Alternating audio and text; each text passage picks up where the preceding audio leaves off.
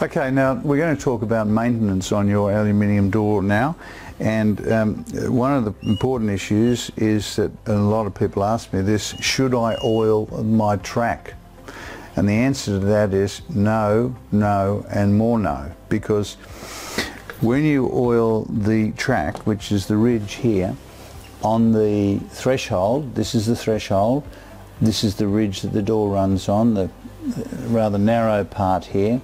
When you put oil onto that, the roller's going to tend to skid along the track rather than rotate along the track. So when it skids, you'll get a flat spot.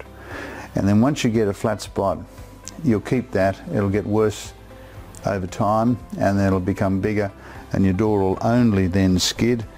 And then this one here is rolling, but yours, if you put oil on it, will skid. So keep the oil off it, keep it clean, maybe a bit of methylated spirits, a bit of water, a bit of soap, every now and again if you see oil on it.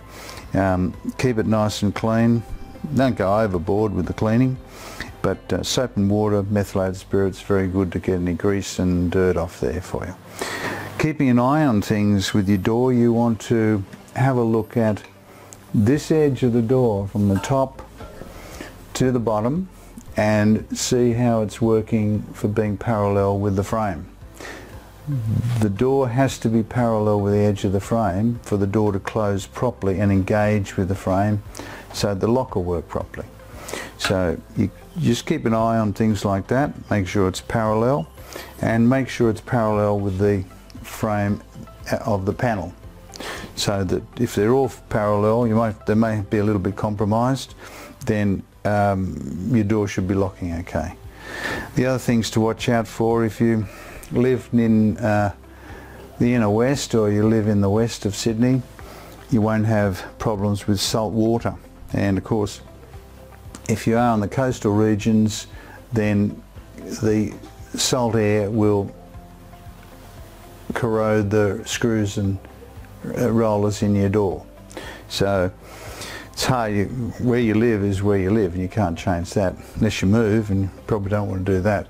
So your rollers and your fasteners are very important in keeping the door structurally sound, and so that if the fasteners rust out, and there's one there's one in each corner of the door, so you've got 4 of them holding the door together, and you've also got one adjustment screw, which is usually for or maybe 2 adjustment screws, but generally one, and that is for adjusting the height of the door.